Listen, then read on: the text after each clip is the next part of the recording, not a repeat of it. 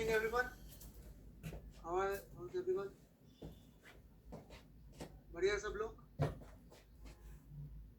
चलिए जी.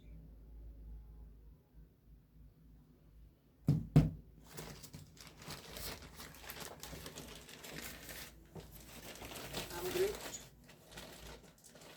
तो बोर में HCV दे दी थी ना मैंने करने को, बोर और एक्सरे में. और किसकी शेड्यूल बोल दी थी करने को. अच्छा, आप लोग के डिस्कशन क्लास अब उधर से नहीं लगा रहा हूँ मैं खुद ही ले रहा हूँ कि इसमें कुछ ज़्यादा डिस्कशन होता नहीं, क्लासेस भी ज़्यादा है आपके पास. So I take discussion on my own. Solution डलवा देता हूँ. कहाँ तक के सोल्यूशन नहीं डले तो मॉडर्न फिजिक्स का डले.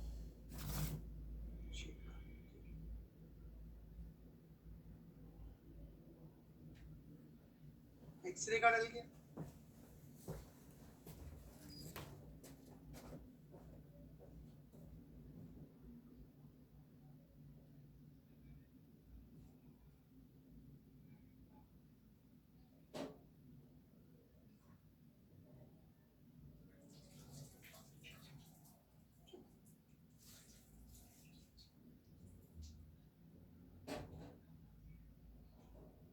तो फोटो इलेक्ट्रिक इफेक्ट का एक बार यार इसके बारे में बोल दो भाई, कुछ सीरियस हो गया मामला ऐसा लग रहा है. तो भाई देखो एक मिनट.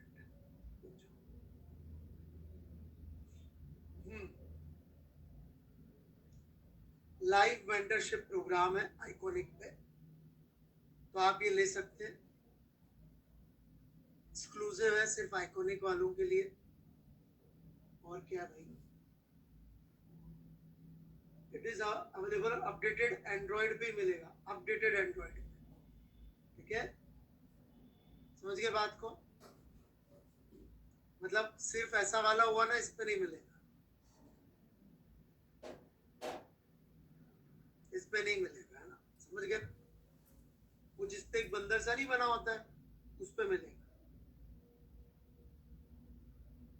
1 सेशन बुक कर सकते हैं आप मेंटर के साथ. और कॉन्सेप्ट्स क्लियर हो जाएंगे, डाउट क्लियर हो जाएंगे, और एग्जाम की स्ट्रेटजी, स्टडी प्लान वगैरह सब आपको मेंटर लोग दे देंगे. तीनों चीजें होती हैं, राइट. 10, 20, 30 ऐसे मिनट के आप स्लॉट भी बुक कर सकते हैं. लाइव कॉल होगी, ऑडियो, और व्हाइट बोर्ड कैनवास से समझाएंगे. और सेशन वो हो जाएगा रिकॉर्ड, ताकि आप दोबारा सुन सके. सारी क्वेरीज का आंसर इंस्टेंट में मिलेगा, इंग्लिश और हिंदी में. और personalised guidance, feedback, preparation strategy सब मिलेगा. ठीक है. और eliminate doubts and get all concepts clear. नहीं लिख के नहीं दे रहे, मैं अपनी मर्जी से बोल रहा हूँ. ठीक है. और आज ही अपना सेशन बुक करें. Book your session today.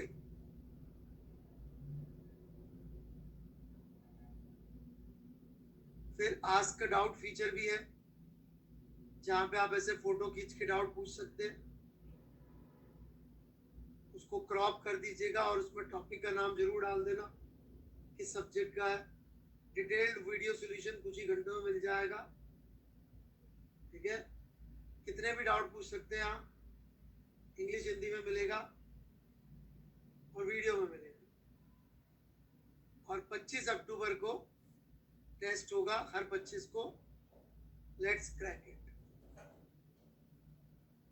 ठीक है.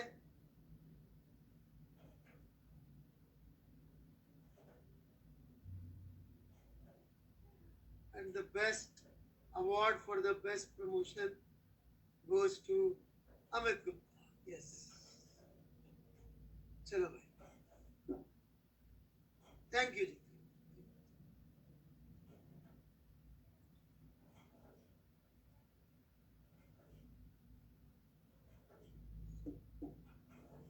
Winning speech. मैं इस अवार्ड के लिए सबसे पहले धन्यवाद देना चाहूँगा अपने पेरेंट्स को, अपनी फैमिली को, अपने दोस्तों को, अपने टीचर्स को, और स्टूडेंट्स तो नालायक होते, उनको नहीं देना चाहूंगा। ऑलराइट, उन्होंने मुझ पे विश्वास रखा, बिल्कुल सही। उन सबको मैं धन्यवाद देना चाहूंगा। हर्ष को doubt, Harsh and 4 others, 3 others।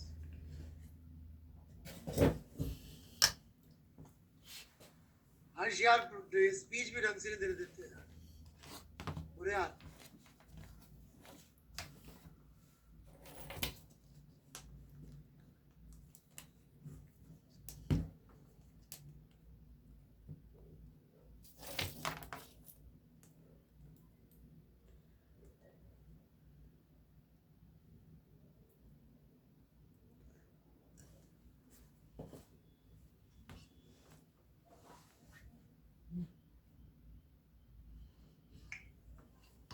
ये क्या है? यहां से होएगा बे?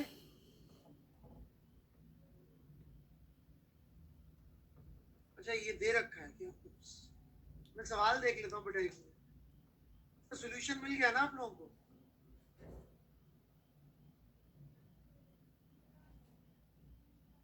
हर्ष एंड 2 other 3 others।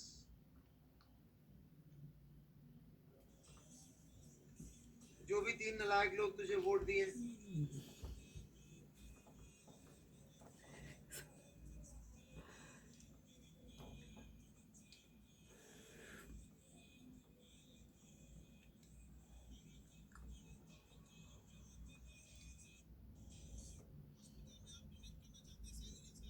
मैं शीट निकाल लेता हूँ भाई, रुक जा। What is the mistake in first attempt? Phasor तो बनाया नहीं हो। अटेम्प्ट पूरा कहाँ है? हाँ,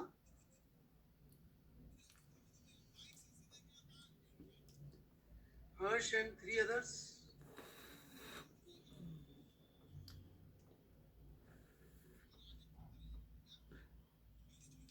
कंफ्यूजन का यार मैं क्या करूंगा, तो पूरा लाओ ना सोल्यूशन। कंफ्यूजन है तो छोड़ दो। कंफ्यूजन का मतलब थोड़ा सा करोगे नहीं। हाँ,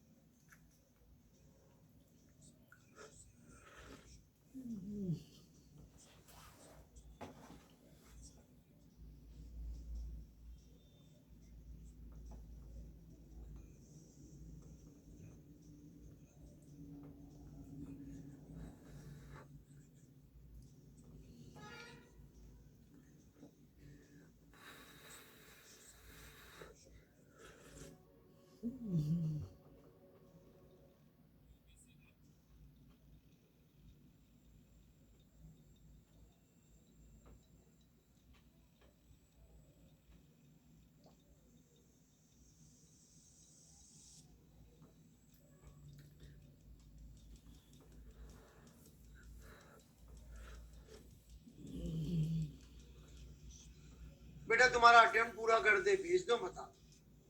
सोल्यूशन चाहिए, मैं सोल्यूशन दे दूंगा। हाफ अटेम्प्ट में तो डाउट पूछ रहे हो, टाइम वेस्ट कर रहे हो इतना।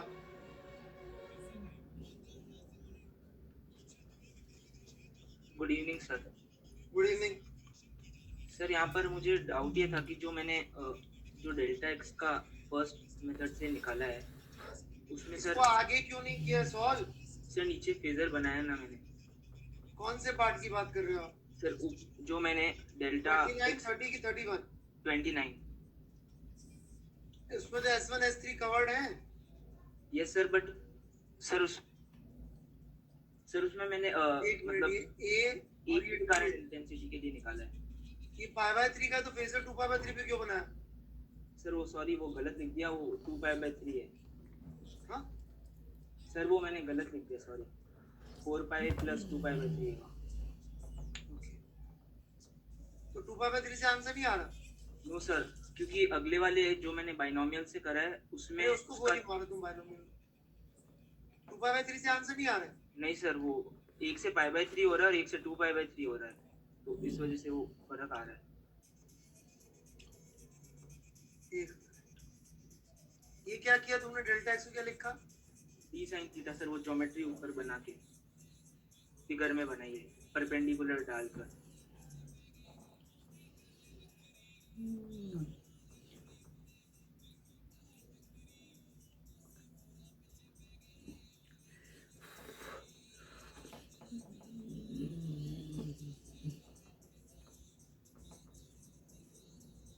इन दोनों का फेज डिफरेंस लिख रहे हो ना तुम? यस सर, वो बीच वाली और ऊपर वाली के बीच का। तो सीधे सीधे वाई डी बाई डी लिखने में प्रॉब्लम क्या, मुझे नहीं समझ में आया सर। बट तो why you don't want to write this, first explain me that. क्योंकि मुझे ये सवाल तो बता दूंगा तुम्हें, पर ये नहीं लिखना एक बहुत बड़ी बीमारी लग रही है मुझे। तो मैं चाहता हूँ पहले बड़ी बीमारी का समाधान कर दूं, तो फिर अगली बार कहीं गलती करोगे। सर मैंने इसमें, मुझे ऐसा लगा कि जैसे 3 स्लिट्स हैं, तो उस हिसाब से मैंने सोचा कि ज्योमेट्री से ही जाऊं एक बार, इस वजह से। ठीक है,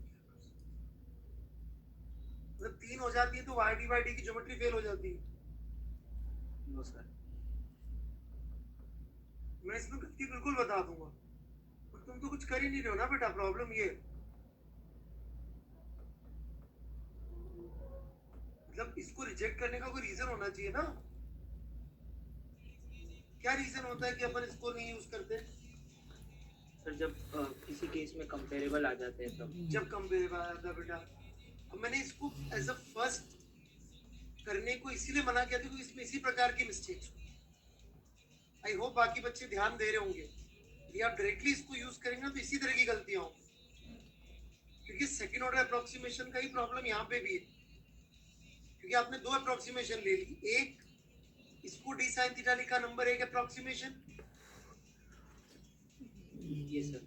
दूसरा साइन थीटा को टेन थीटा लिख दिया। Okay sir. जबकि यदि अपन 2 वाले की बात कर लें एक बार कि वहां कैसे निकालते थे डी साइन थीटा,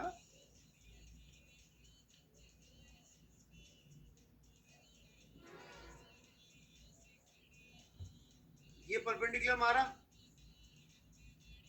इसको थीटा लिखता था बेटे मैं, तो मैं इसको डी साइन थीटा नहीं लिखता था, तो सड़ी किताबों में लिखा होता है इसको।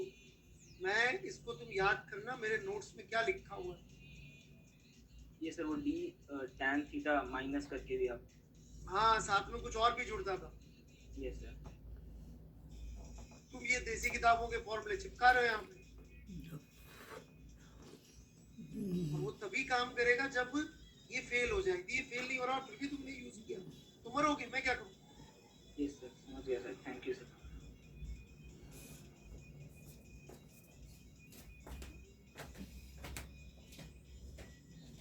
वहां तो क्या होता है ना, वाई इतना छोटा हो चुका था कि काम कर जाता है, सीधे यूज करोगे तो वाई कंपेरेबल हो जाता है कहीं।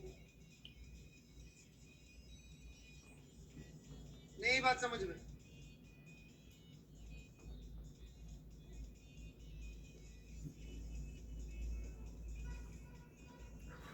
ये आप सब कर सकते हो, गलती बता रहा हूँ मैं। मैक्सिमम किताबों में मैक्सिमम लोग इसी तरह से देते हैं इसको।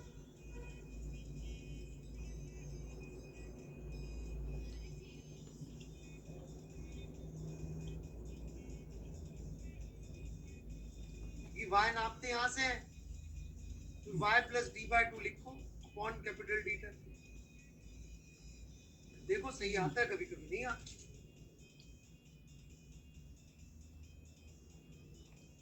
इसलिए इसको एज अ फर्स्ट अप्रोच कभी नहीं लेता हूँ।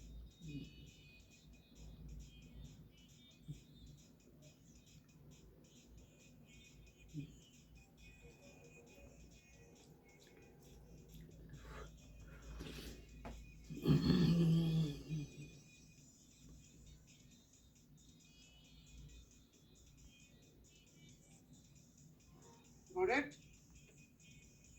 चलो भाई।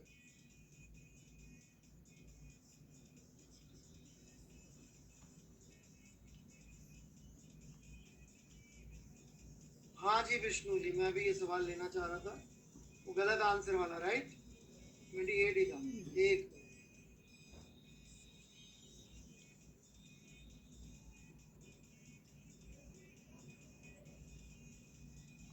पोस्ट करूँगा यहाँ पे।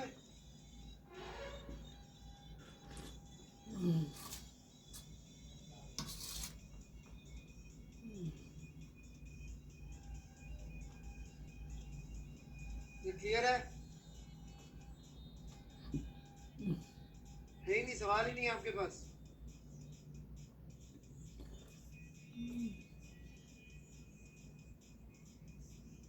आंसर गलत दे रखा है वर्मा जी ने। उसका answer would be only 2 to 4। 2 to 3 तो पार्शियल उससे आएगा, ठीक है ना।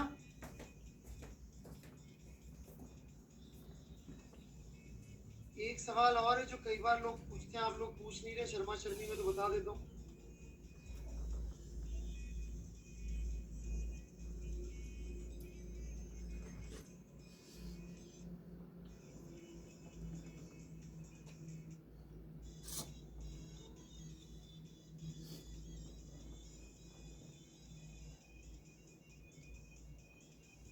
और भी कुछ पूछना पूछ लो बच्चों, मैं सब बता दूंगा भाई।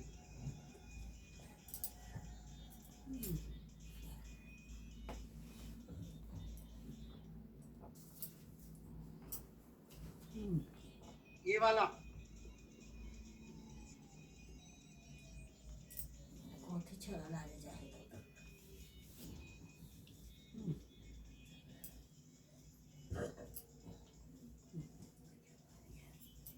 हो गया सबसे।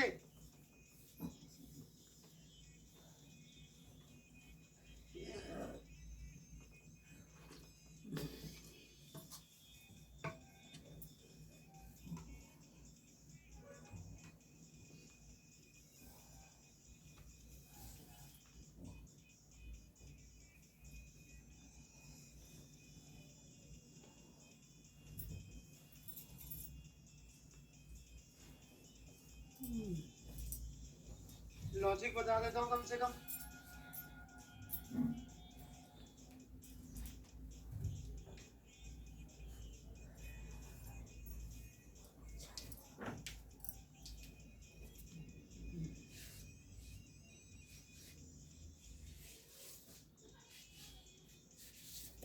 शुरू करूं, देखो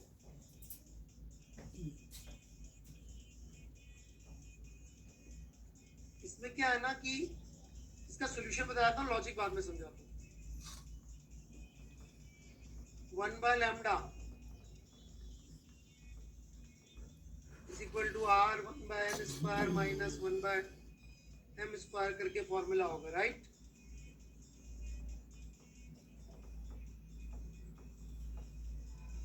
इसको डिफरेंशिएट कर दो, बाउंड सीरीज है, ये वाला तो जीरो ही हो जाएगा। 1 by m स्क्वायर का आएगा derivative,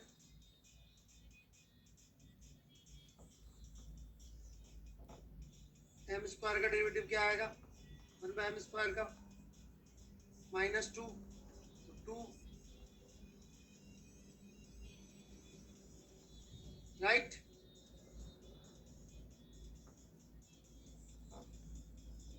one by lambda put कर देना,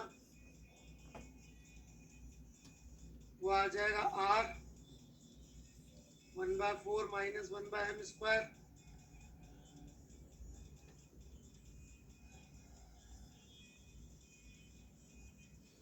जो बचा वो डी लैम्डा बाय लैम्डा को इधर ले जाना, सारा सामान बन जाएगा। अब इसमें बस करना ये है कि डीएम को ऑलमोस्ट 1 मान लेना। ये लिखते हुए थोड़ा दर्द जरूर होगा, डीएम को 1 मानते बट और कोई ऑप्शन नहीं है, क्योंकि कोई और लॉजिक बनेगा नहीं इसका, है ना। कैलकुलस वाला तो आपको सिखाया था डीएम तो बहुत छोटा होता है, बट हमेशा याद रखिए रिलेटिव में छोटा होता है। तो पर इतनी नंबर ऑफ फ्रिंजेस तक पहुंच जाएंगे कि उसको 1 लेने में कोई प्रॉब्लम नहीं है।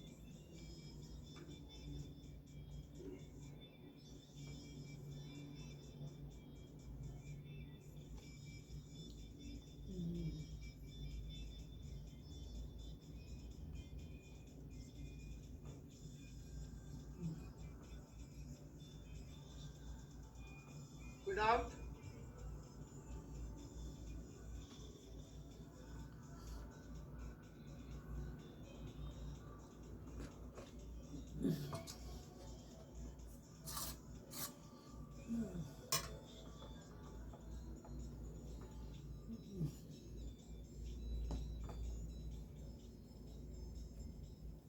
क्लियर है?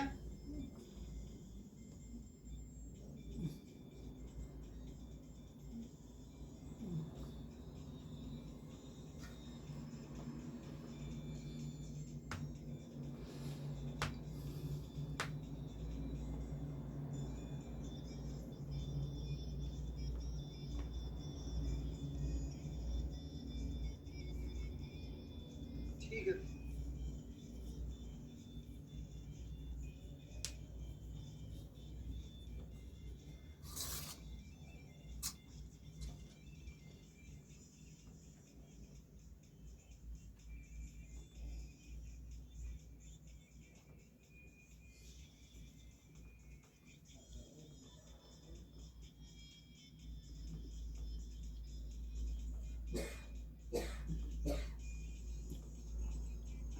और तो मेरे ख्याल से ऐसे कोई तगड़े सवाल है नहीं, कुछ पूछना हो तो आप पूछ सकते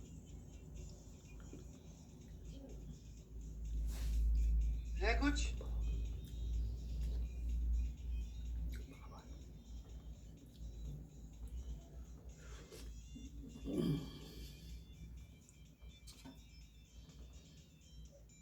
नहीं है तो मैं मॉडर्न फिजिक्स 2 पे शुरू आगे बढ़ूंगा।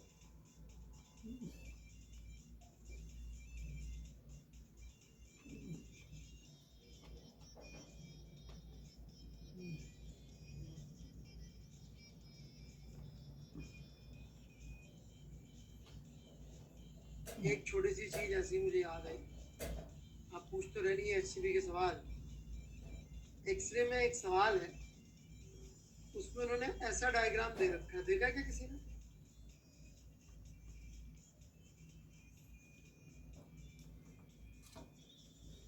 ये आपका कंटिन्यूस स्पेक्ट्रम है ये।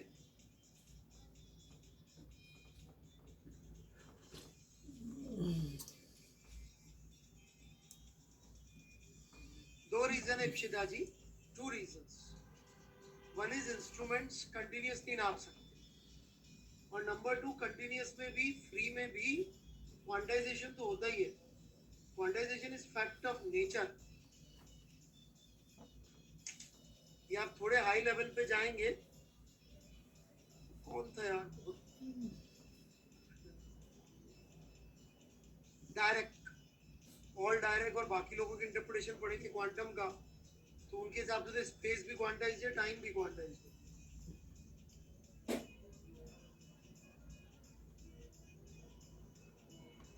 कंटिन्यूस भी कंटिन्यूस नहीं है, एवरीथिंग इज क्वांटाइज्ड।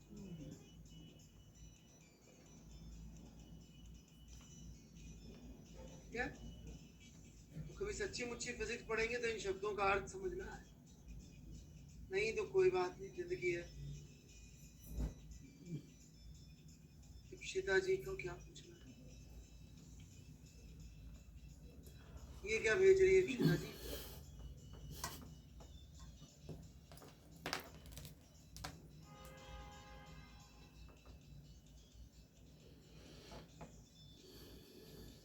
क्यों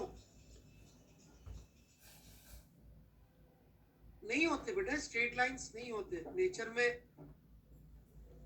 राइट? ये कहाँ मिला आपको सोर्स?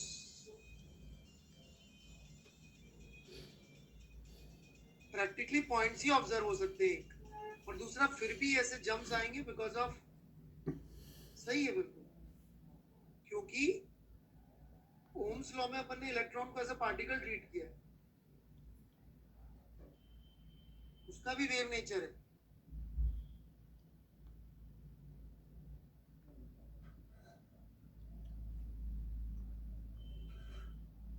राइट? चलो भाई लोग शुरू करते हैं। स्ट्रॉन्ग न्यूक्लियर फोर्स के बारे में बात हो गई थी क्या?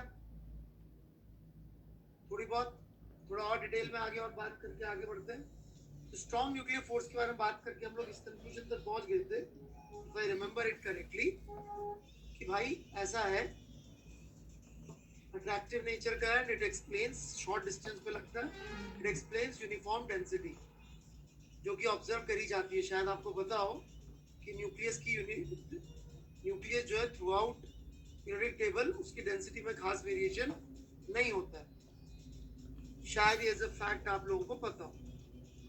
ठीक है,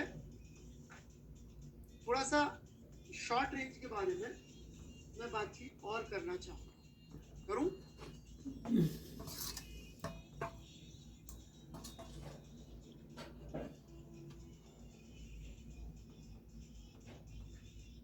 तो न्यूक्लियर फोर्सेस 10⁻⁻15 मीटर पे ही स्विच ऑन होते हैं, राइट? इससे पहले होते ही नहीं switch. That is the reason कि न्यूक्लियर बम जब बनाया जाता है, ओके, तो you need an explosion. In fact जो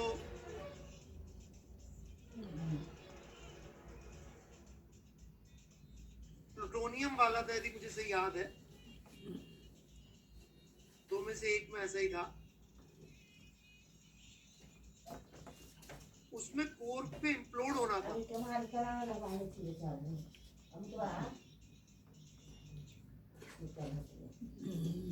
कोर में रेडियो एक्टिव एलिमेंट था plutonium, and it was supposed to implode ताकि वो अंदर इतना प्रेशर क्रिएट करते कि न्यूक्लियर इतने डिस्टेंस पे एक दूसरे के आसपास आ सके।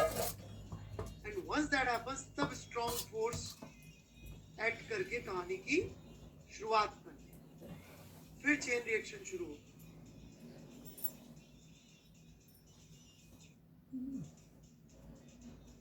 ठीक है बात? एक दूसरी डिजाइन भी थी जिसमें एक न्यूक्लियर मटेरियल था फिसिल, और दूसरी तरफ वही मटेरियल इस शेप में था। इधर बुलेट की तरफ फायर करते थे जब वो फटता था, और ये बुलेट जाके इसमें टकराती थी, न्यूक्लियर बुलेट, और फिर चेन रिएक्शन शुरू हो जाती। यील्ड बहुत कम आती है इन सब में, 1% यील्ड आती है बस। मतलब जो मसाला आप डालोगे सिर्फ 1% न्यूक्लियर रिएक्शन में पार्ट लेगा, बाकी सब इधर उधर भाग जाएगा, और उस 1% में एक छोटा सा शहर हिरोशिमा नागासाकी जैसा। अभी तो इससे सैकड़ों गुना ज्यादा तगड़े बॉम्ब बना लिए गए, जिनको पढ़े लिखे लोग थर्मो न्यूक्लियर डिवाइस कहते हैं, और आपके जैसे लोग हाइड्रोजन बॉम्ब कहते हैं। ठीक है, पढ़े लिखे लोग थर्मो न्यूक्लियर डिवाइस के, ऐसे बॉम्ब जैसे घटिया वर्ड पढ़े लिखे लोग यूज नहीं करते। Device, thermo nuclear device.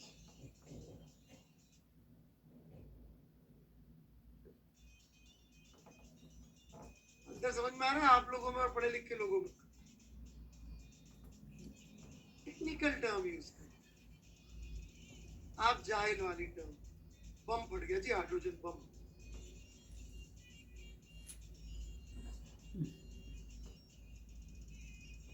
है कि नहीं?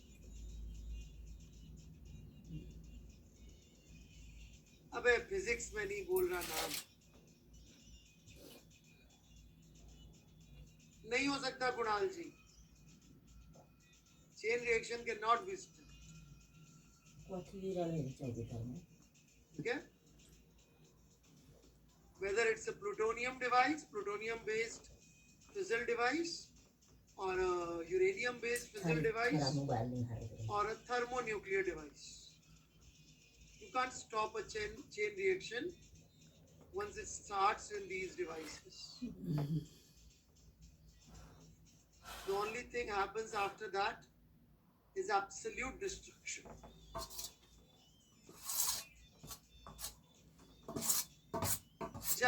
I don't like to use that word, you see.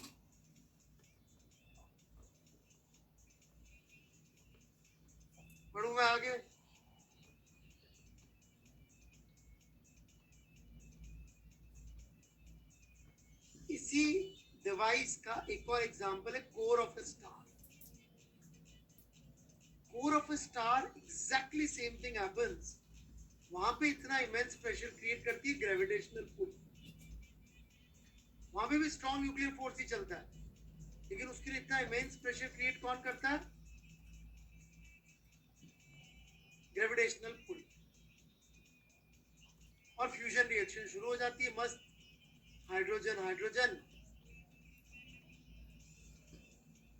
और भी कुछ कुछ चीजें चलती रहती है. इससे ड्यूटेरियम, ट्रीटियम, ट्रीटियम से हीलियम, फाइनली वो सब सामान बन जाता है और एनर्जी रिलीज हो जाती है और स्टार चलता रहता है. जो प्रेजेंट ह्यूमन एंडेवर है सबसे बड़ा, आपने नाम सुना हो कभी तो, कंट्रोल न्यूक्लियर फ्यूजन की कोशिश कर रहे हैं. वहां पे सेम चीज they are trying to create pressure by using lasers. And आपको याद हो तो अपन ने उधर पढ़ा था मैग्नेटिज्म में, एनसीईआरटी मैंने कहा भी था पढ़ लेना, मैग्नेटिक बॉटल बना रखी to control the plasma. Yes, that plasma is million kelvin पे पहुंच जाता है. मिलियंस ऑफ केल्विन पे ये पहुंच जाता है, क्योंकि वो इतना ज्यादा टेम्परेचर का मतलब क्या है? They need that high velocity to overcome the nuclear repulsion and be able to come at this distance. And once they are able to come at this distance, the nuclear fusion will start. Right now scenario is this: fusion, not fission. Fission होता है टूटना, fusion होता है जुड़ना.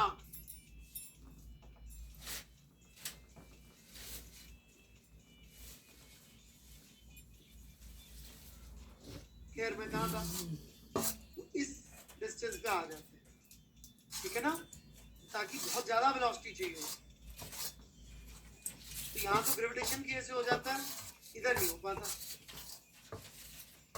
कुछ कह रहा था million of kelvin, because they need that high temperature, high velocity to come to this distance. ठीक है. इसी का एक और एप्लीकेशन है लार्ज हेड्रॉन कोलाइडर वगैरह. वहां पे भी न्यूक्लियर फ्यूजन, मतलब हम स्ट्रॉन्ग न्यूक्लियर फोर्स का एक्शन चाहते हैं, तो उसके लिए हम लोग क्या करते हैं? उसके लिए उनको एक्सिलरेट करते हैं किलोमीटर तक, बार बार 1 साल तक एक्सिलरेट करते हैं. फिर प्रोटॉन प्रोटॉन की टक्कर करवाते हैं बीम्स, तब वो बहुत ज्यादा पास आ जाती है और फिर टूट फूट के बढ़िया बढ़िया सामान निकलता है, इंक्लूडिंग हिग्स बोसोन, न्यूट्रिनो, पेट्रिनो, ऐसी चीज. ठीक है भाई, आगे बढ़े.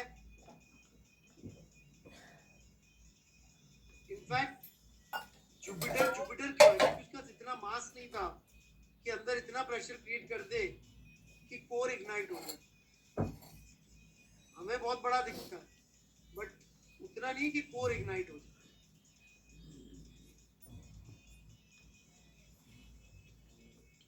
वो स्टार होता है कि जहाँ कोर इग्नाइट हो जाता है. नहीं, औकात नहीं है उसकी विभूति जा, बिल्कुल औकात के बाहर.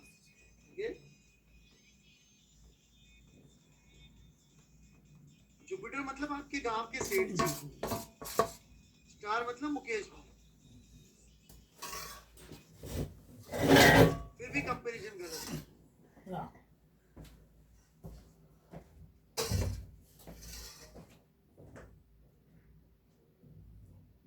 बढ़े आगे, एनर्जी के पर्सपेक्टिव से बात कर लें.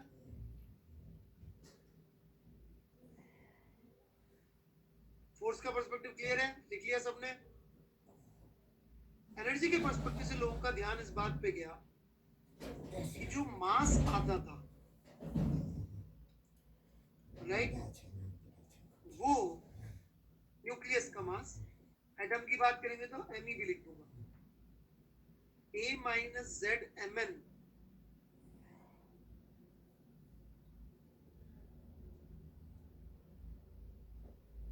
इससे कम आता, समझे क्या?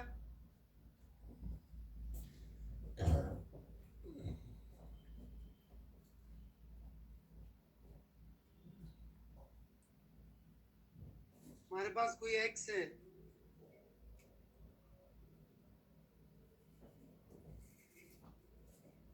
न्यूक्लियाई. बस यहाँ पे एक चीज याद रखना, एक्चुअली हमें न्यूक्लियाई नहीं एटम मिलते हैं. डिस्कशन हम न्यूक्लियाई में कर रहे हैं, सवालों में एटम आएंगे तो उसका लफड़ा फंसता है इलेक्ट्रॉन का, थोड़ी देर में जब आएगा मैं बता दूंगा।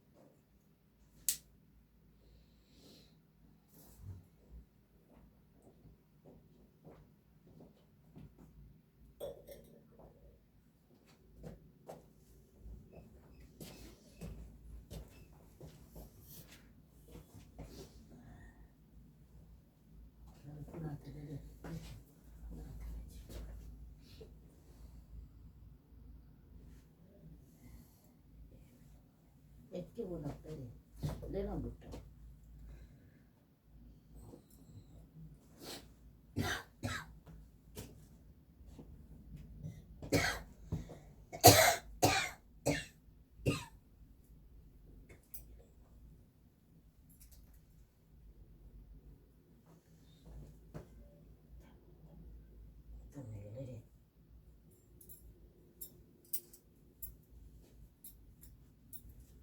बढ़े आगे तो लोगों ने कहा डिफरेंस कहाँ जाता है भाई?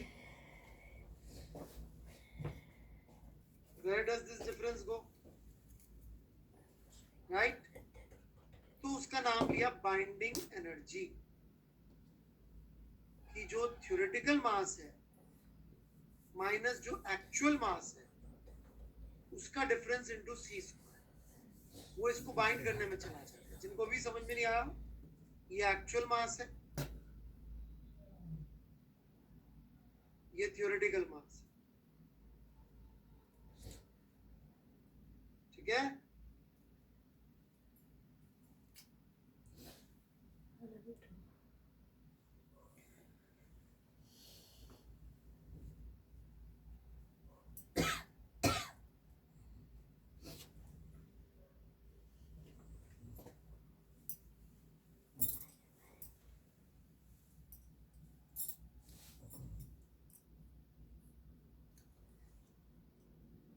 बढ़ूं? बोलो भाई।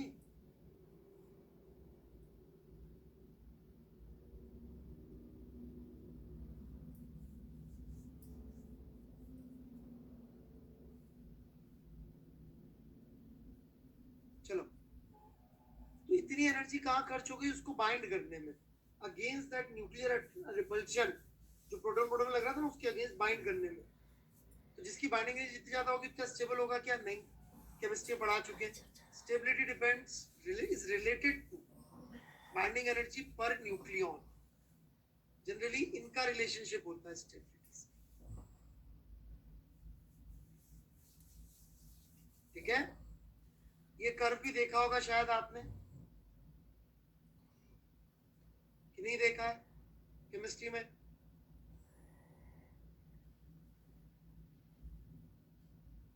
इसमें इंटरेस्टिंगली टॉप पे कौन होता है? वो एलिमेंट जो अर्थ एज एन स्फीयर में सबसे ज्यादा है। Earth as a layer, upper layer नहीं, अपर लेयर को पता नहीं क्या बोलते हैं, क्रस्ट। किसी को पता है ये कहानी ऐसी क्यों है?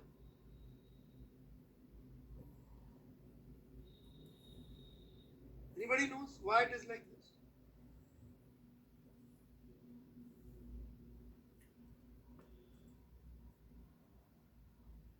No idea? कभी किसी ने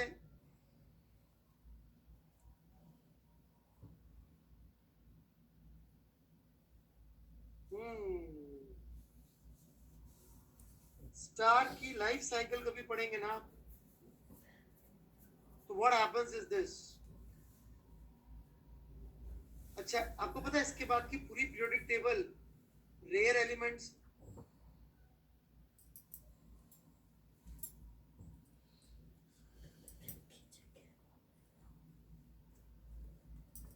तो शुरू में what happens is this, energy produce होगी। बाइंडिंग एनर्जी पर न्यूक्लियन बढ़ने का मतलब एनर्जी प्रोड्यूस है, ये मैं प्रूव भी कर दूंगा, ठीक है? तो फ्यूजन होता है, एनर्जी प्रोड्यूस होती है, फ्यूजन होता है, एनर्जी प्रोड्यूस होती है, फ्यूजन होता है, एनर्जी प्रोड्यूस होती है। तो ऐसा कब तक हो सकता है? आयरन तक।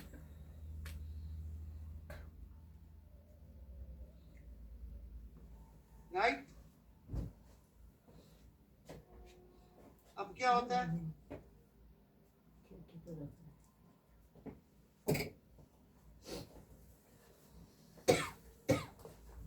Now what happens is this, ये जितना भी इसमें सामान था वो कोर में कन्वर्ट होता जा रहा है। अब इसकी जो कोर है वो आगे फ्यूजन कर नहीं सकती क्योंकि एनर्जी रिलीज नहीं होगी। अब एनर्जी चाहिए आगे की चीजें बनने के लिए, ये सब चीजें बनने के लिए एनर्जी चाहिए, तो कोलैप्स हो जाता है स्टार। जब कोलैप्स हो जाता है तो वो अंदर ही अंदर ग्रेविटेशन की वजह से हीट होके बर्स्ट होता है भयानक। जो बर्स्ट होता है तो उससे जो एनर्जी रिलीज होती है, उससे जो एलिमेंट टकराते हैं, उससे बची बाकी पूरी प्रेडिक्टेबल बनती है, जिसमें लास्ट होता है यूरेनियम।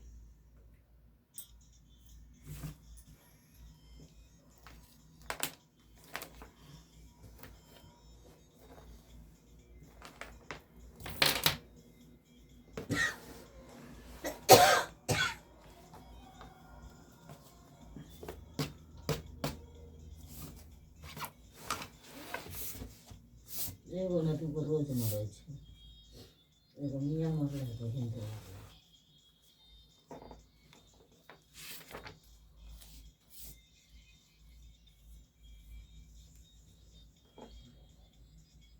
समझ में आई बात? इसीलिए आपको क्या मिलेगा, चलिए एक बार खाए तक के रहो। देखे में ठीक लगे है नहीं बच्चे परिवार के लिए।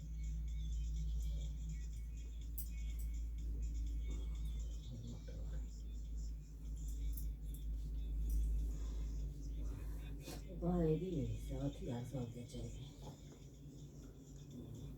राजमा है। जो स्मॉलर स्टार होंगे सन टाइप के, वो तो बन जाएंगे आपका ड्वार्फ और ये सब चीजें, न्यूट्रॉन प्रोटॉन ये सब। और जो बड़े वाले होते हैं वो फिर फट जाते हैं। तो जितने भी आयरन के आगे के एलिमेंट्स हैं किसी ना किसी सुपरनोवा से आए। So we are all stardust, जैसा कार्ल सेगन कहते हैं, क्योंकि हमें ट्रेस एलिमेंट्स हमारी बॉडी में इसके आगे के भी है, किसी ना किसी सुपरनोवा एक्सप्लोजन से ही आए। Once all of us were part of some supernova.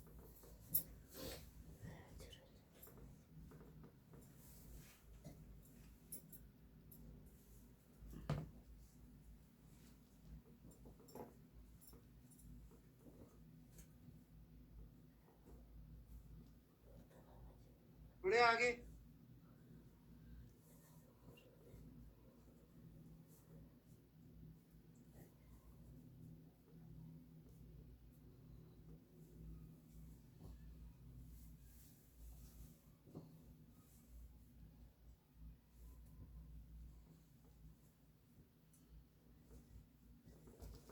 चलो देन डन। एक बार ये प्रूफ कर देता हूं मैं कि एनर्जी सिर्फ ऐसे ही मिलेगी, है ना, हाई एनर्जी पर न्यूक्लियन बढ़ने से। एक सवाल ले लेते हैं इस पे। ये एक फिक्शनल रिएक्शन ले रहा हूं, ऐसी होती नहीं है।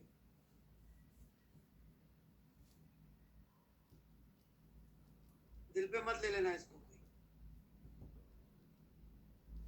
तो बाइंडिंग एनर्जी पर न्यूक्लियन के लिए मैं एक वेरिएबल यूज कर लेता हूं, इसको मैं कहता हूं U। ठीक है, सबको ही पता है UCA would be greater than UNE। अब हमसे बोला जाता है इस रिएक्शन की Q वैल्यू निकालनी है। Q वैल्यू मतलब कितना एनर्जी रिलीज होगी। ठीक है, लिख लिया यहां तक।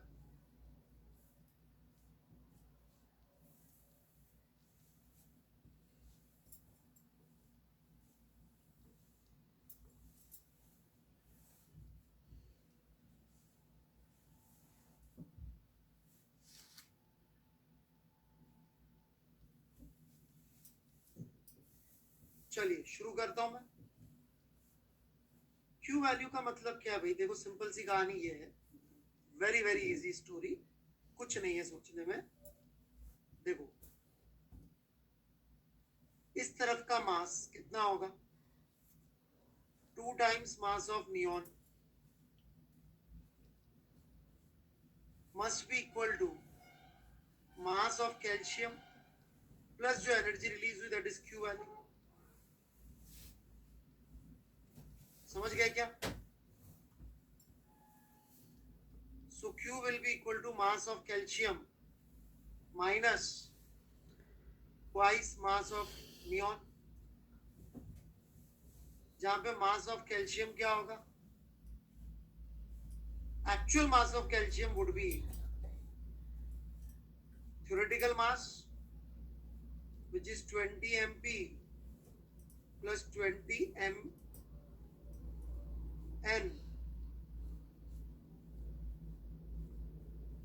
minus 40 UCA. समझ में आती है क्या बात?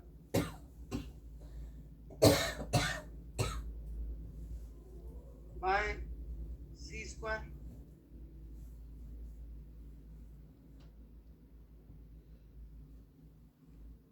लेकिन यहाँ पे भी C स्क्वायर आएंगे यार दो.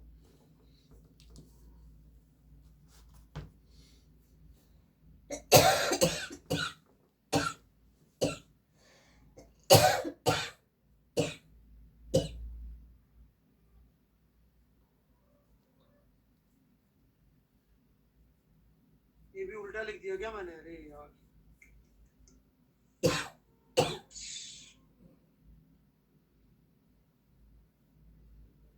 मेरे से इतनी गलतियां हो रही है यार. मैं बहुत डिप्रेशन में आ रहा हूँ.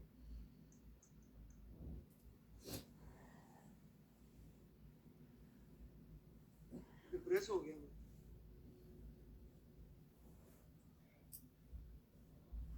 कैसे हो गया यार मेरा सिलेक्शन? 2 mn ही लिख रहा हूं मैं.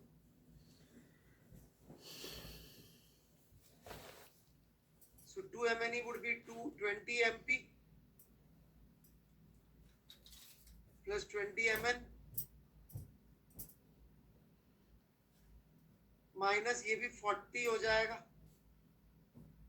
अबे 2 लिखा है आशु यहाँ पे.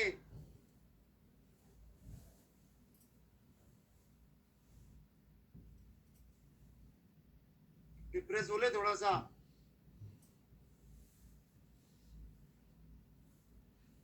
क्या होगा तेरा? सोच. इसको सब्ट्रैक्ट करेंगे तो आप देख सकते हैं this will become 40 times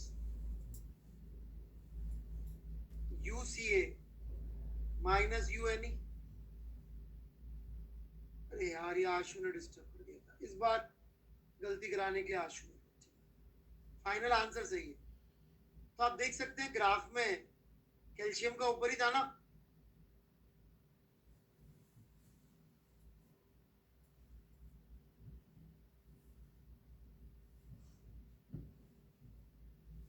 right.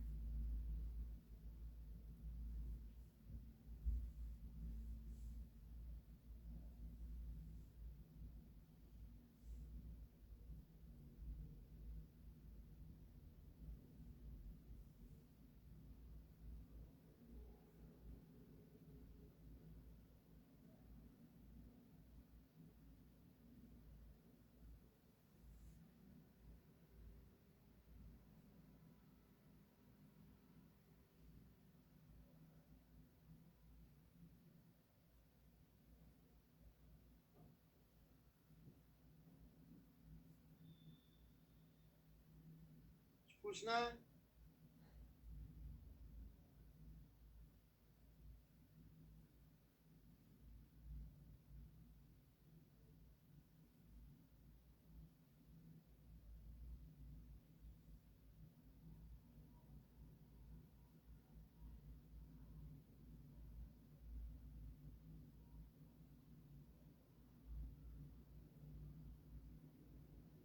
Done.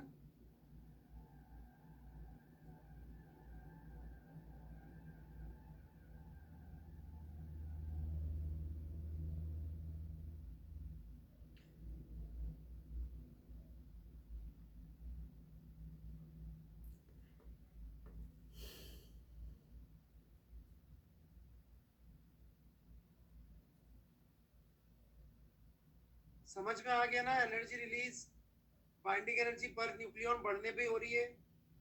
ठीक है, अब पर्टिकुलर टाइप के डिकेज जो हम पढ़ते हैं एक एक करके वो ले लेते हैं।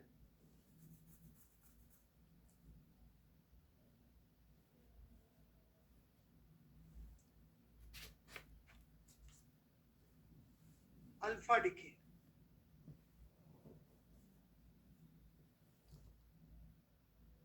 अल्फा डिके काफी इंटरेस्टिंग है क्योंकि यही नहीं, वैसे तो बाकी सारे ही विदाउट बैरियर पेनिट्रेशन नहीं हो सकते। याद है बैरियर पेनिट्रेशन?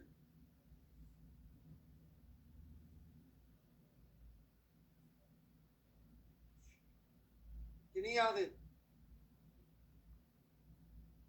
हाँ,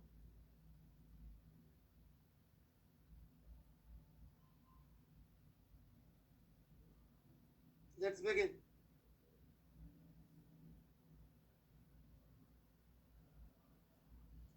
अब इसमें क्या होता है, एक एक्स है, न्यूक्लियस के लेवल बात करें तो Z-2 A-4 और अल्फा पार्टिकल मतलब हीलियम न्यूक्लियस, ये न्यूक्लियाई ऐसे बन जाएंगे। ठीक है, अब इसमें Q वैल्यू निकालनी होगी आपको। तो जेई वाले क्या बदमाशी करने वाले हैं, वो आपको मास देंगे एटम एक्स का। एम एक्स किसका मास देंगे? वो एटम एक्स का। ध्यान से देखना, एम वाई देंगे एटम वाई का, और एम अल्फा देंगे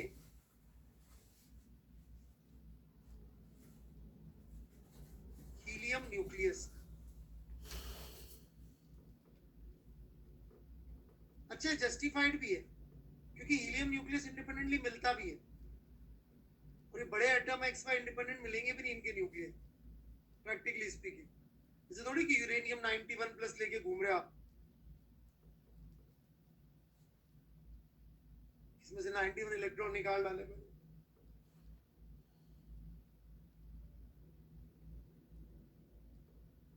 ठीक है, सो ऊपर वाली रिएक्शन को यदि मैं दोबारा लिखूं एज एन एटम, तो ध्यान देना यहां +2 आएगा।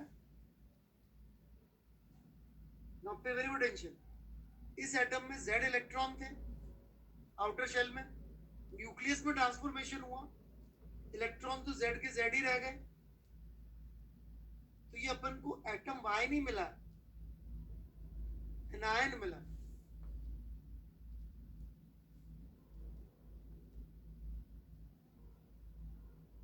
चमका क्या कुछ?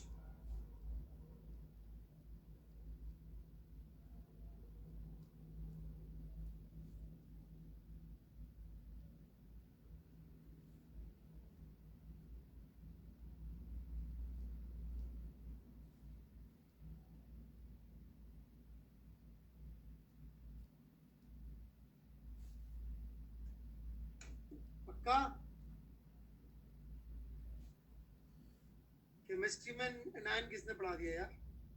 पढ़ा दिया तो अच्छी बात है।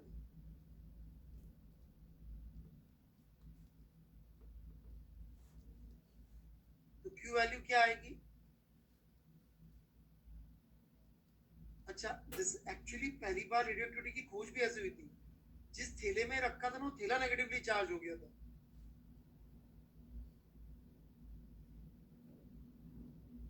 क्योंकि अल्फा पार्टिकल तो भाग गए थे एनर्जी से।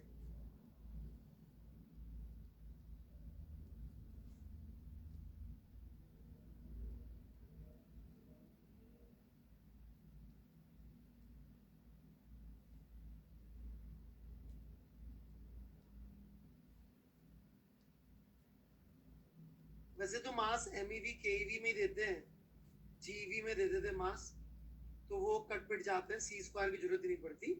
यहाँ पे मास को इलेक्ट्रॉन वोल्ट पे दे ताकि लफड़ा ही ना हो।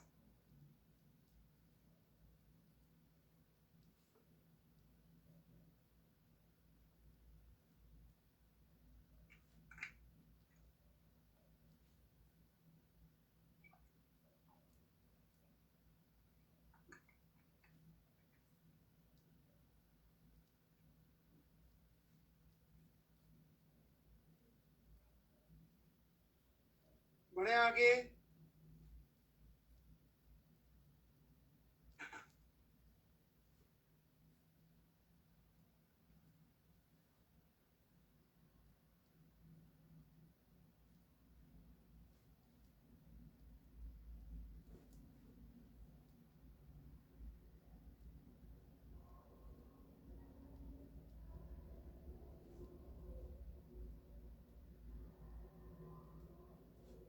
ठीक है, so this is Q value. तो इसमें गड़बड़ हो जाती है ना, 2 इलेक्ट्रॉन का मास नहीं लिखते तो अपन, राइट? याद रहेगा ये? okay. दूसरा, यदि इनिशियली रेस्ट पे था तो मोमेंटम कंजर्व होगा। मोमेंटम लिखने का ये बेटर तरीका मैंने बताया था आपको।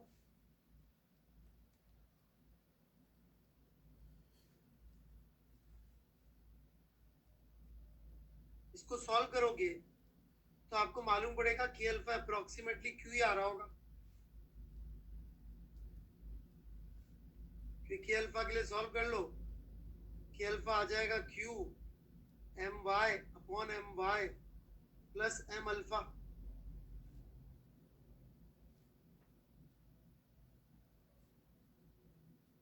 तो उसमें तो सारा का सारा पार्ट किस पे मिलना है?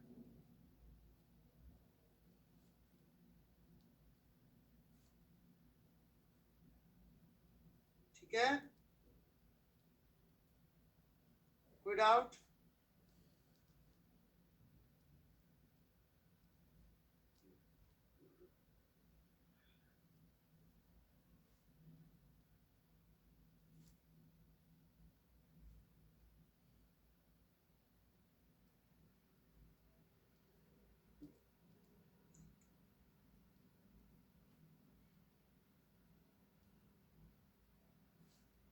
Any doubts, anyone?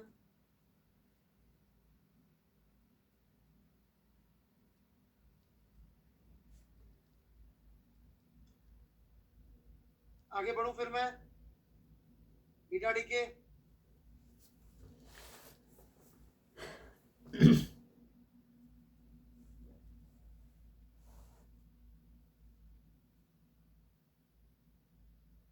Beta decay essentially 2 reasons की वजह से होता है। एक, neutron gets broken to proton plus electron plus neutrino, या इसको इलेक्ट्रॉन न्यूट्रिनो भी बोल देते हैं कई बार, या फिर a proton transforms to a neutron and a positron and an antineutrino.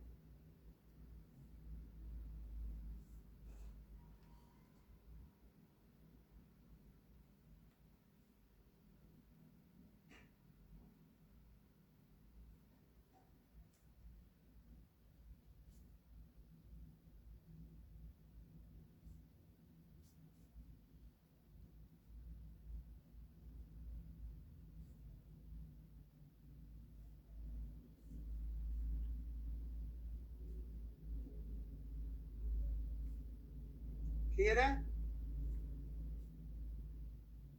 ये एंटी न्यूट्रिनो की कहानी थोड़ी सी अलग है, इसको समझाना पड़ेगा, टाइम लगेगा।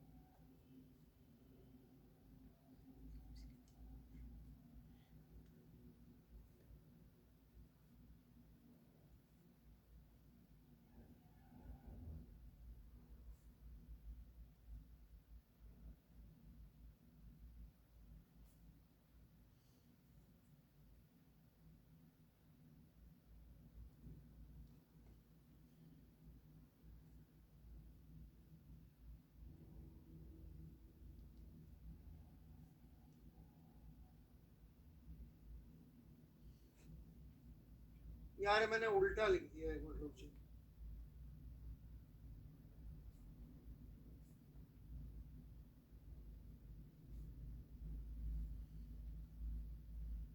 सिर्फ इनका दूसरा नाम बेटर है।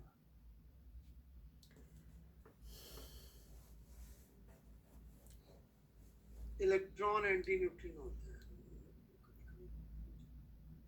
ठीक है चलो, ये भी इसको बीटा नेगेटिव डिके, इसको बीटा पॉजिटिव डिके बोल देते हैं, इसमें पॉजिट्रॉन निकलता है।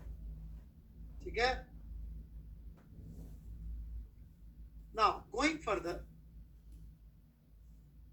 इसका मतलब कुछ और भी होता होगा, एक चौथा फोर्स जिसको बोलते हैं weak nuclear force. Weak nuclear force क्यों होना पड़ेगा?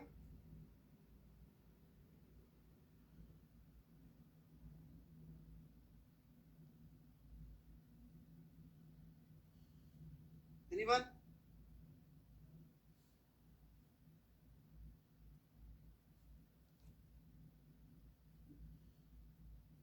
क्योंकि यदि ये न्यूक्लियॉन्स टूट फूट रहे, देखो ये टूट गया, तो इसका मतलब ये भी बाउंड होते होंगे किसी चीज से, ये बंध के रखे होंगे। तो जिस फोर्स से बंध के रखे थे उस फोर्स को लोग बोल देते हैं वीक न्यूक्लियर फोर्स। ये लगता है प्राइमरीली इनके बीच में,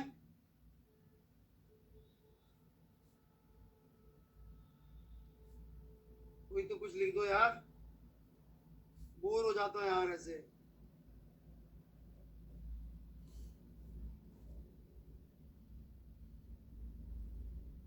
नहीं, जो चीज न्यूक्लियस के पार्ट्स को खुद से बांध के रखती है, मतलब न्यूट्रॉन के पार्ट्स को बांध के रखती है, that is weak nuclear force.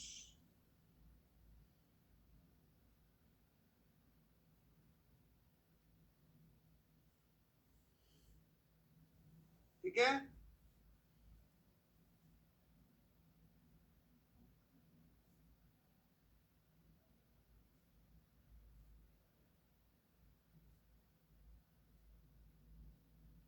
आगे बढ़े।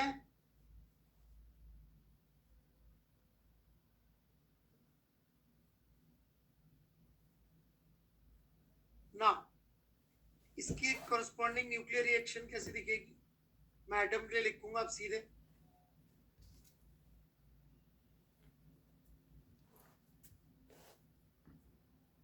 Z एक बढ़ गया, A उतना ही रहा, एक इलेक्ट्रॉन निकला, Z बढ़ गया, इसमें इलेक्ट्रॉन उतना ही रहा, तो ये प्लस हो गया, और ये एंटी न्यूट्रिनो, राइट। इसी तरह से ये X, ये Z, ये A, अंदर एक Z कम हो गया,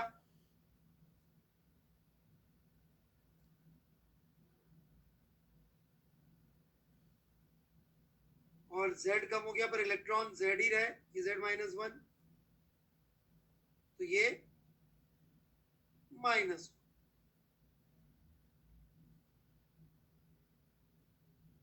ठीक है, इसकी Q वैल्यू लिखेंगे तो क्या आएगी इस तरफ?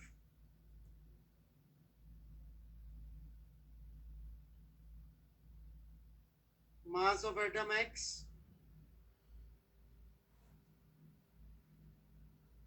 Minus mass of atom Y minus Me plus Me C square. इनका मास मानते नहीं है, ठीक है ना, दे आर वेरी लाइट और massless. This is Q value of the reaction on this side. On this side Q value would be mass of atom X minus mass of atom Y. कि Y की जगह X किसने लिखा है?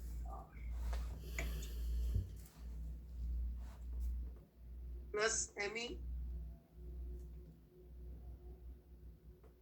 Plus Me C square. So this is what is happening. ठीक है,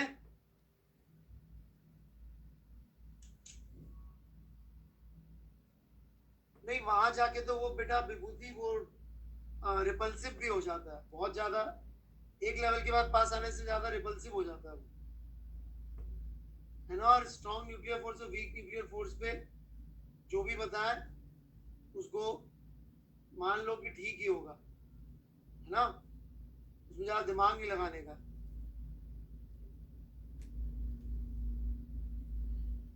तो मैं एडवाइस दे रहा हूँ, बाकी तो आपकी मर्जी है।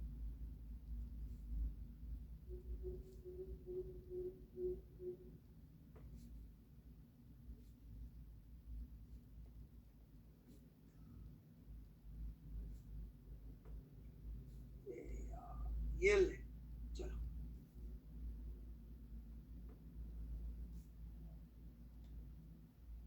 क्योंकि रमन उसका लेप्टॉन नंबर अपोजिट होता है, लेप्टॉन नंबर तो आता ही होगा तेरे को। नहीं नहीं, हाँ हाँ।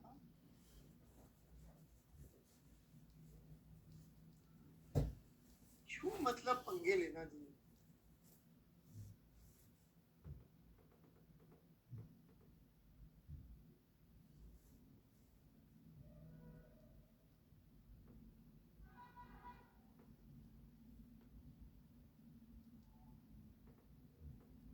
ठीक है रमन, क्लियर है, शाबाश, जीनियस।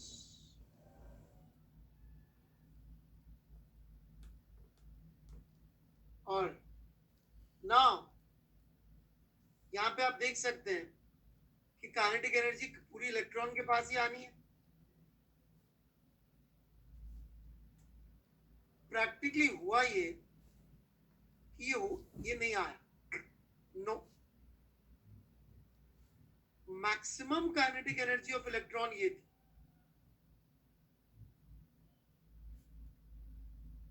इनफैक्ट यदि नंबर और काइनेटिक एनर्जी ऑफ इलेक्ट्रॉन का वेरिएशन देखो तो it was something like this,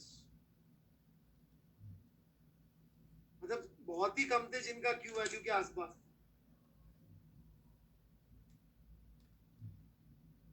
तो फिर किसी ने सजेस्ट किया कि भैया कोई और पार्टिकल भी होगा पॉली वगैरह ने, राइट, जो बची एनर्जी लेके जा रहा है लेकिन जो मैटर से बहुत स्ट्रांगली इंटरेक्ट नहीं करता, ऐसे करके उसको बोला न्यूट्रिनो।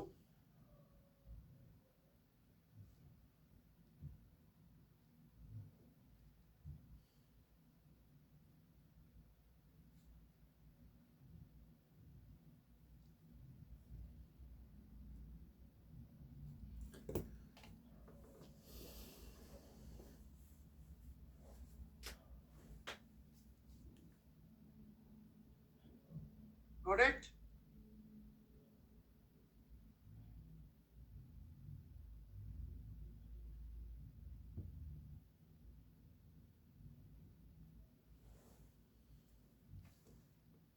ये एनर्जी कैरी करता है परंतु मास इसमें नहीं पाया गया।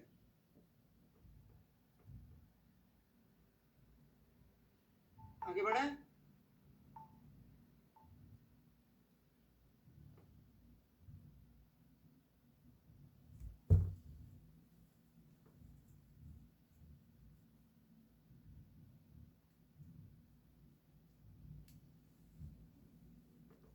एक और बड़ा खुफिया टाइप का प्रोसेस पाया गया, के कैप्चर प्रोसेस। मुझे लगता नहीं है जेई सिलेबस में, बट वर्मा जी ने दे रखा और कोई इतनी बड़ी भी चीज नहीं थी, तो बाउंड्री लाइन केस की वजह से ले लिया।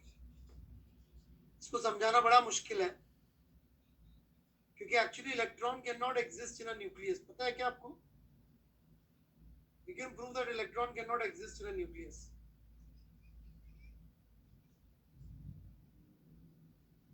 बड़ा आसान है, देखो।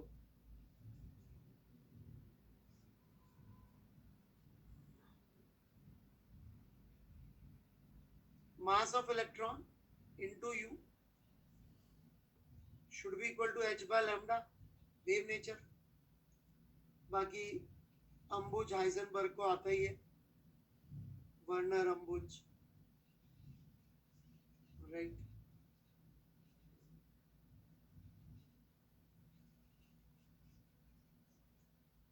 यदि अपन यू निकाले, ये तुक्का लिख रहा हूं मैं, 10⁻⁻34 इंपॉर्टेंट है। 9 इंटू 10⁻31 10⁻30 हो गया। और यदि ये मैं मान लूं कि एटम के न्यूक्लियस के अंदर 10⁻15 हो गया। देखो वेलोसिटी लाइट से थोड़ी सी ज्यादा ही आ रही है बस।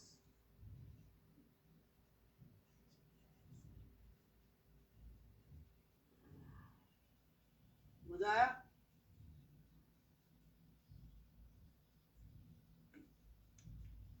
नहीं आया?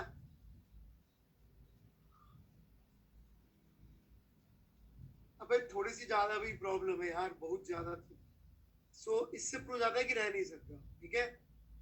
परंतु कुछ खुफियापंती से ये न्यूक्लियस खा जाता है इलेक्ट्रॉन को, के शेल के। इसको भरने से ऊपर आते हैं और फिर निकलती है एक्सरे।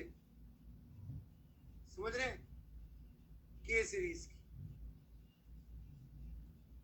तो उस एक्सरे से तुक्का मारते हैं।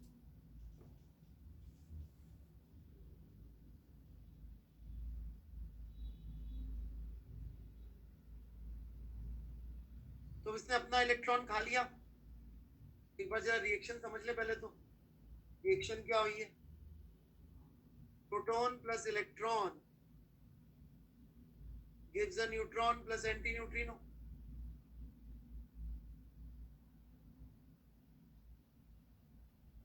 तो XZ A, Z हो गया कम, A रहा उतना ही।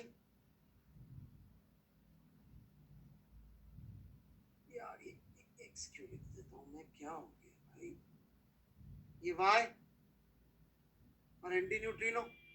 चार्ज में फर्क नहीं पड़ेगा क्योंकि इलेक्ट्रॉन खुद का खा है।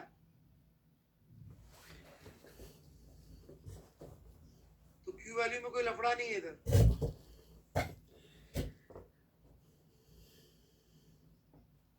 So this is K capture process. पता कैसे पड़ेगा? क्योंकि ये K सीरीज की एक्सरे एमिट करती है और बाकी भी करती है।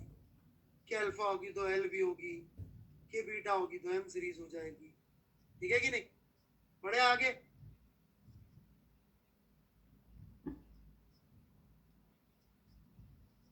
लिख लिया हो तो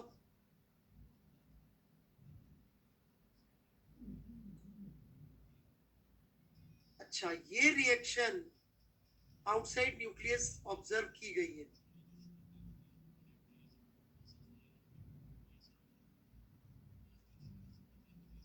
इनफैक्ट न्यूट्रॉन की हाफ लाइफ होती है, शायद कुछ घंटे होती है, मिनट होती है, कितनी होती है मैं बता देता हूँ। हाफ लाइफ ऑफ न्यूक्लियस बोल के भी तो ट्राई कर सकते हैं। Half life of neutron 10 minutes.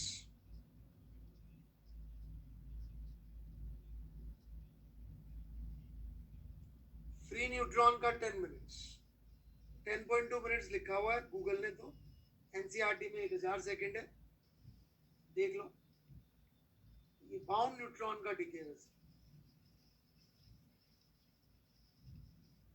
Free floating neutrons in a matter of minutes, but physicists can't agree on precisely how long it takes a neutron to decay.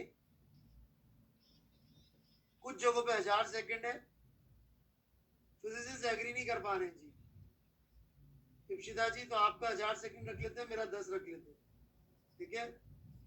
आप भी physicist, मैं भी फिजिसिस्ट, नकली नकली दोनों। तो ऐसा लगेगा अपन दोनों एग्री नहीं कर रहे एक दूसरे से, तो अपन दोनों भी फिजिसिस्ट हो गए, नहीं? क्या बोलती हैं आप? तो इप्शिता का 1000 सेकेंड है, मेरा 10 मिनट है, ठीक है भाई। हम दोनों फिजिसिस्ट अब से।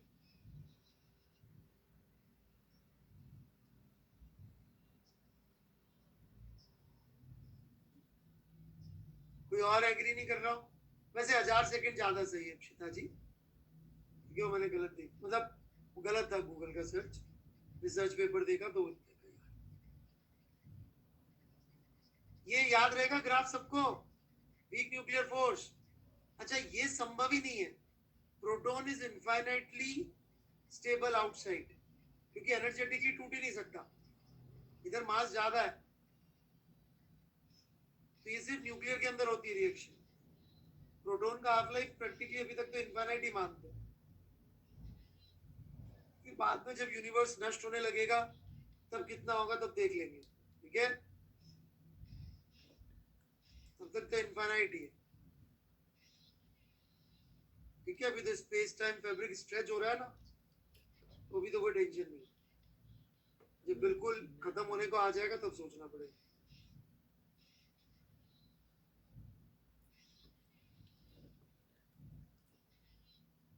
चलो कोई तो बैठा है दूसरी तरफ, के कैप्चर क्लियर है सबको, ये एक एक इलेक्ट्रॉन का ध्यान रखना पड़ेगा, है ना, पॉजिट्रॉन के साथ न्यूट्रिनो आता है, इलेक्ट्रॉन के साथ एंटी न्यूट्रिनो आता है।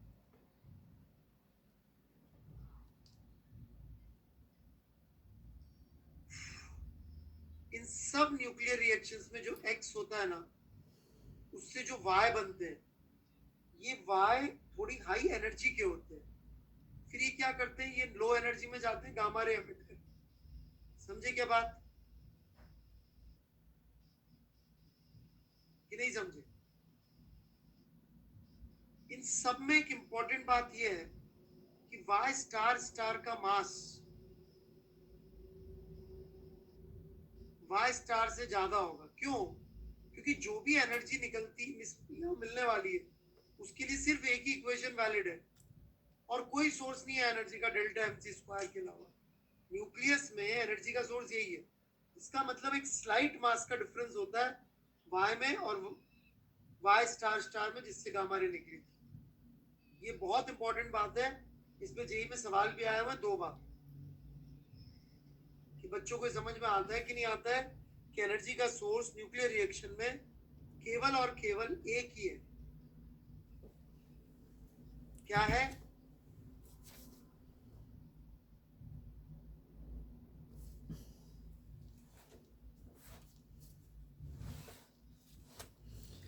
मास कर का कन्वर्जन टू एनर्जी, ठीक है, जैसा एल्बर्ट आइंस्टीन ने स्पेशल रिलेटिविटी के बाद के अगले वाले पेपर में प्रूफ कर दिया था, आपने जरूर पढ़ा ही होगा।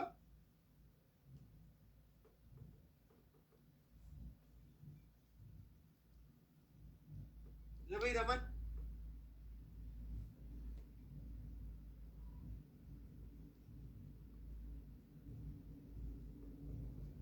तुमने एडवांस वाला पढ़ लिया होगा, कोई बात, भूल गए होंगे, बचपन में पढ़ा होगा।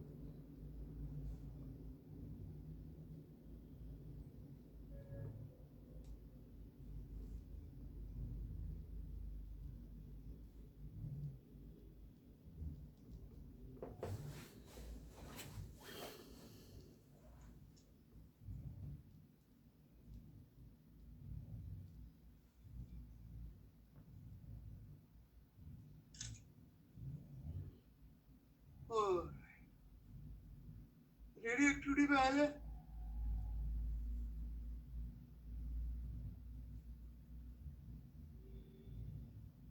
भाई लोग ये खत्म करके आना चैप्टर के सारे सवाल, एससीवी के सब पढ़ाया हुआ है आपको।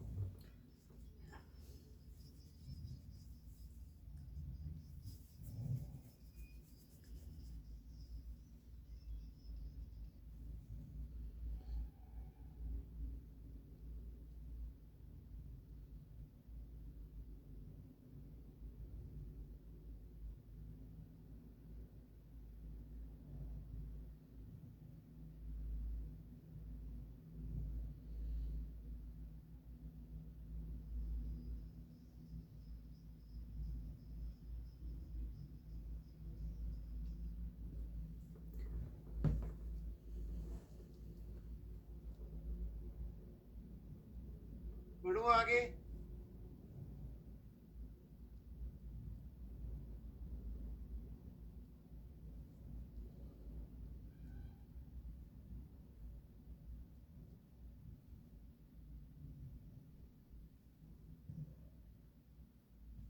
चलिए लास्टली,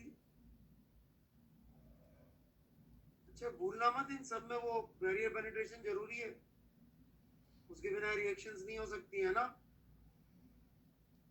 कोई सी भी। मैंने बताया था ये,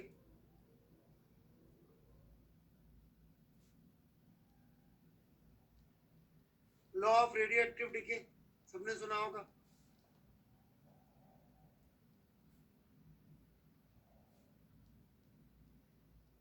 कि नहीं सुना है? तो ये बहुत हाई फाई लॉ लग सकता है आपको कि पता नहीं कौन सी फिजिक्स से आया है, जबकि इससे सिंपल कुछ नहीं है।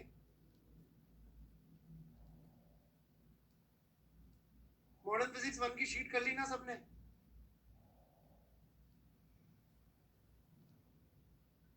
और एरर की थ्योरी पढ़नी है, रीड थ्योरी ऑफ एरर।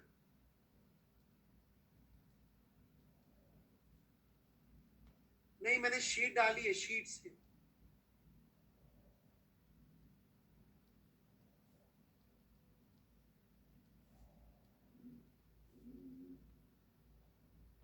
नहीं तो अगली क्लास कुछ भी समझ में नहीं आएगी। इनफैक्ट लैब में जा सकते हो तो लैब में भी हो आओ। अब तो कोरोना वोरोना खुल गया है, बंद हो गया, मतलब कम हो गया है, स्कूल खुल गया है, राइट?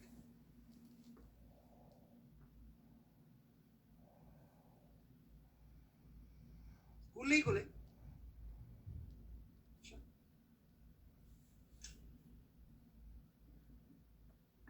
देख लो भाई, जा सको लैब में तो एक्सपेरिमेंट कर लो, बहुत काम आएगा। सीधे सीधे 1-2 सवाल आते हैं हर बार। थोड़ा देख लो फिजिक्स के लैब वाले जो अंकल हैं, उनको दीपावली की मिठाई दे दो।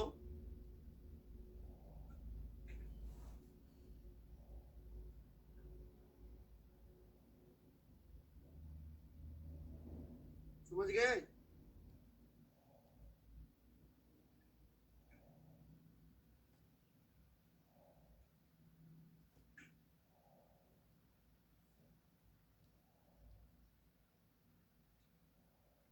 जो भी है, और उनसे रिक्वेस्ट करो साहब मुझे एक्सपेरिमेंट करवा दो सारे, इंक्लूडिंग वो वर्नियर। कितने लोगों ने वर्नियर कैलिपर छू के देखा?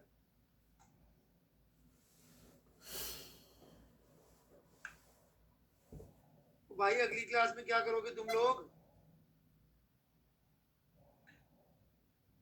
अरे यार मर गया मैं।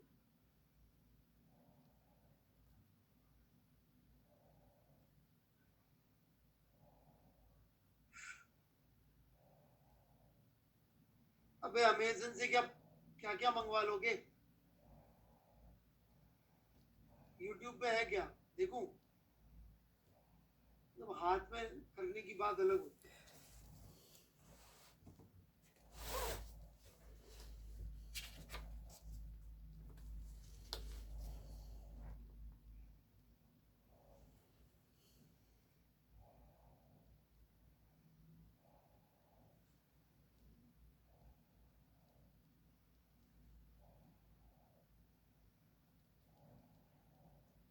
हाँ ये भैया ने बता तो रखा है, डायग्राम बनवा रहे हैं। सॉरी, क्या कोई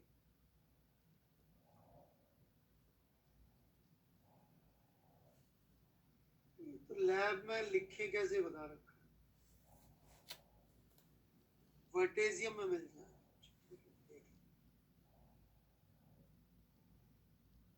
बाकी खुद के हाथ में लेके एक्सपेरिमेंट करोगे तो बेस्ट है,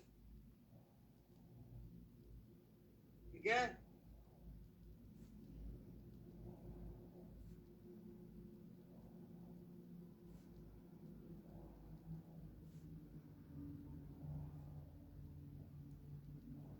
क्योंकि मैं तो एक्सपेरिमेंट्स पढ़ाऊंगा भैया अगली क्लास में यार।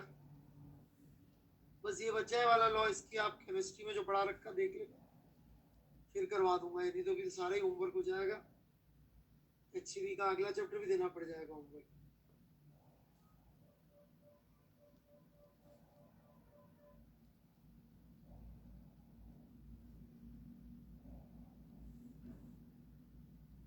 हो गया भाई खत्म कार्तिक, वी आर डन। इसके आगे केमिस्ट्री वालों ने पढ़ा रखा है, कर दी अपलोड नए कोर्स में। थ्योरी नहीं है शीट में, क्या कर रहा है आदमी?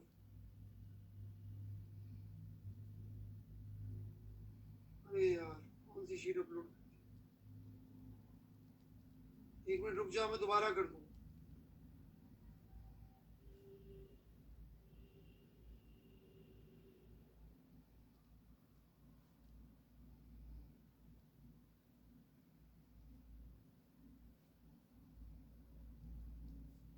तो सॉल्यूशन के साथ होगी यार इसके।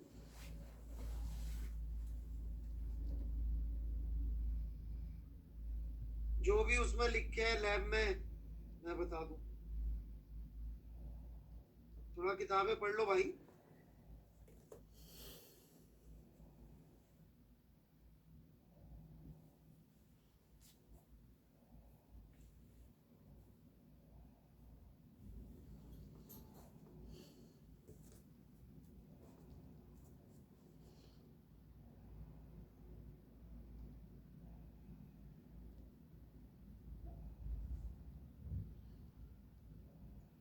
थ्योरी कहाँ है इसकी?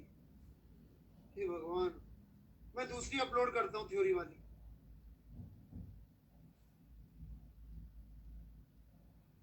ठीक है, पिछले साल की पढ़ी होगी, अभी तो कर देते।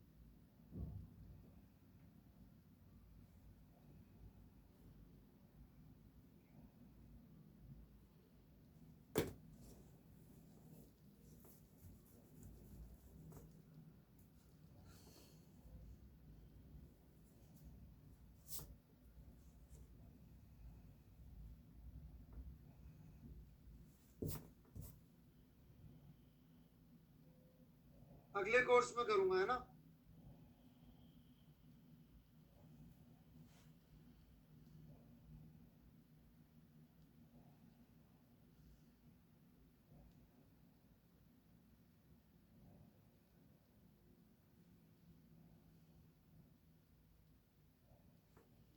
लफड़ा हो गया।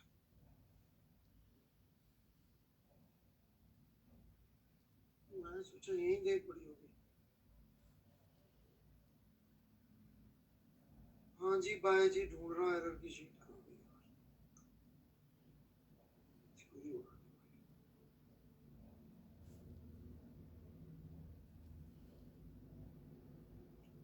चलिए बाय।